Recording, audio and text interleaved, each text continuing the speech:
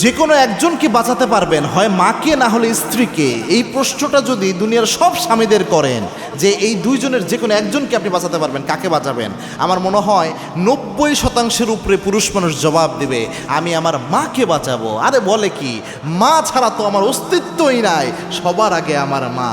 মা ছাড়া দুনিয়াতে কিছুই নাই। মা, বউ গেলে বউ পাওয়া যায়, কিন্তু মা গেলে তো মা পাওয়া যায় না। আমার মনে হয় সবাই এই জবাবটা দেবে। কিন্তু দুনিয়ার যদি অধিকাংশ মেয়েদেরকে আপনি এই প্রশ্নটা করেন যে একজনকে বাঁচাতে পারবা, হয় তোমার আব্বা আম্মা আত্মীয় স্বজন সবাইকে, অথবা তোমার স্বামীকে, তুমি কাকে বাঁচাবা? আমার মনে হয় যে বেশিরভাগ নারীরাই এই জবাবটা দিবে আমি আমার স্বামীকে বাঁচাতে চাই। এটা কিন্তু মারাত্মক বিষয়। এবং কি সন্তানকেও যদি আলাদা করে দেন যে সন্তানকেও বাঁচাতে পারবা না, অথবা একজনকে বাঁচাতে পারবা, স্বামীকে অথবা সন্তানকে, আমার মনে হয় অনেক নারী এটা বলবে যে আমি আমার স্বামীকে বাঁচাতে চাই। এটাই হচ্ছে স্বামীর প্রতি নারীদের ভালোবাসা।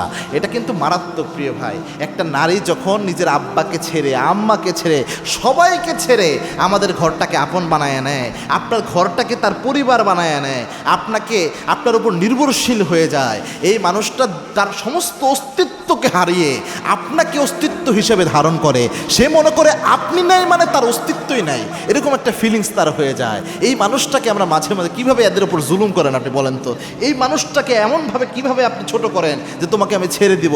এই মানুষটাকে কীভাবে মাঝে মাঝে বলেন যে তুমি আমার বাসা থেকে বের হয়ে যাও, এই বাসায় তোমার কোনো জায়গা নাই? এরকম কথা বললে একটা নারীর হৃদয় ভেঙ্গে চুরে চুরমার হয়ে যায়। এজন্য আল্লাহর হাবিব সাল্লাল্লাহু আলাইহি ওয়াসাল্লাম তার স্ত্রীদের সাথে সুন্দর আচরণের কথা বলতেন।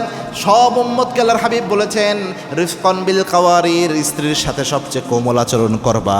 আবার আল্লাহর হাবিব সাল্লাল্লাহু আলাইহি ওয়াসাল্লাম জানিয়েছেন আদ-দুনিয়া কুল্লুহা মাতা, এই গোটা পৃথিবীতেই সম্পদ। ও খৈরুল মাতা আদ-দুনিয়াল মারআতু সালিহা, এর মধ্যে সবচেয়ে দামি সম্পদ, প্রেস্টিজিয়াস সম্পদ হচ্ছে তোমার স্ত্রী, নেককার একজন স্ত্রী।